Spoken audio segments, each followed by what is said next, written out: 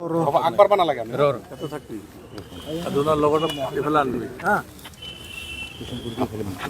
Sir good morning sir development latest update sir যোৱা এক মাহ ধৰি আমি খবৰ পাই আছিলোঁ আমাৰ ইণ্টেলিজেন্স সোৰ্চৰ পৰা আৰু গ্ৰাউণ্ড যিখিনি আমাৰ ইনফৰমেশ্যন নেটৱৰ্ক আছে যে আমাৰ বড়ো ভূমিত আকৌ এটা সশস্ত্ৰ সংগঠন বনোৱা এটা চেষ্টা চলি আছে।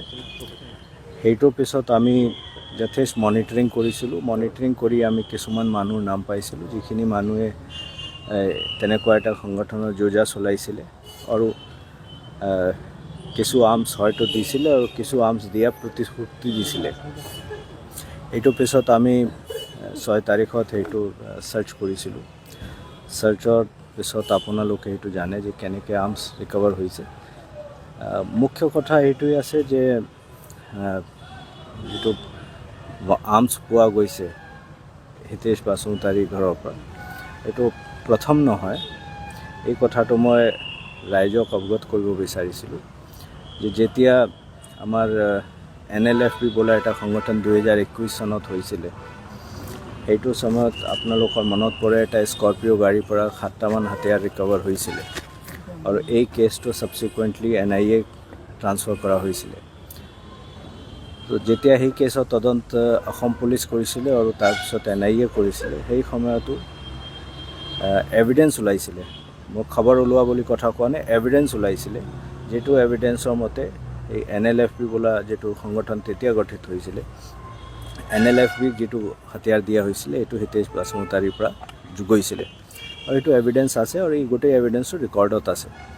এইখিনি ইতিমধ্যে কোকৰাঝাৰ আৰক্ষীৰ হাতত আছে কাৰণ শান্তিৰ হকে এই কেছটো আমি NIA পৰা ঘূৰাই আনিছিলোঁ আৰু আমি তেতিয়া ভাবিছিলোঁ যে এতিয়া সেইটোৰ পিছত আৰু নেক্সট টাইম বড়ো ভূমিত তেনেকুৱা আৰ্মড অৰ্গেনাইজেশ্যনৰ কথাটো নোলাব।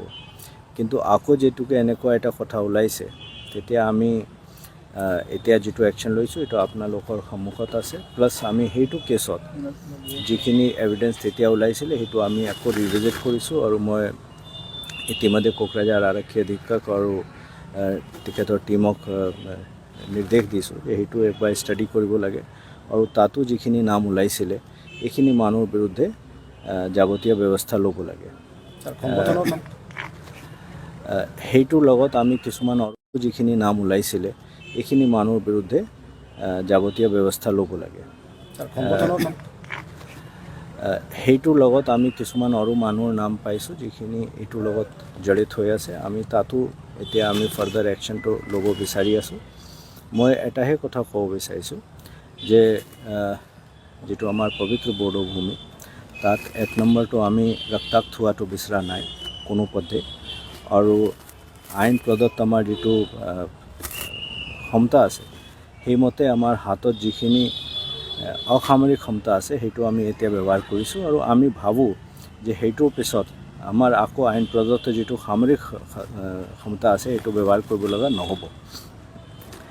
2-এটা যিখিনি হাতিয়াৰ তাৰ পৰা বাহিৰলৈ গৈছে যিখিনি ল'ৰাই লৈ গৈছে তেওঁলোককো আমি এটা আহ্বান জনাইছোঁ তেওঁলোকে আমাৰ ঘূৰি আহক আৰু আমাৰ লগত আহি তেওঁলোকৰ যিটো অভাৱ অভিযোগৰ কথা আছে আলোচনা কৰক আৰু আমি আমাৰ যিটো মই আগতে কৈছিলোঁ পবিত্ৰ বড়ো ভূমিত আকৌ নতুন এটা সশস্ত্ৰ সংগঠনটো হ'বলৈ দিব নোৱাৰোঁ আৰু আমি হোৱাটো নিবিচাৰোঁ।